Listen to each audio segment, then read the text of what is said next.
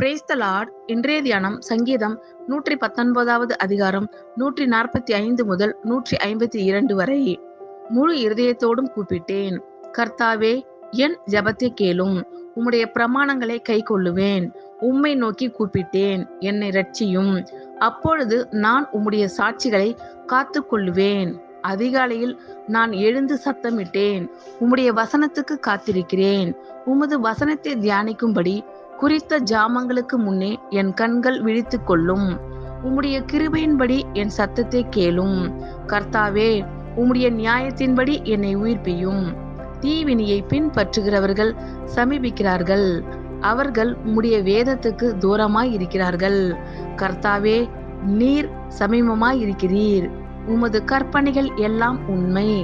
நீர் உம்முடைய சாட்சிகளை என்றென்றைக்கும் நிற்க ஸ்தாபித்தீர் என்பதை அவைகளால் நான் நெடுநாளாய் அறிந்திருக்கிறேன். ஆமேன்.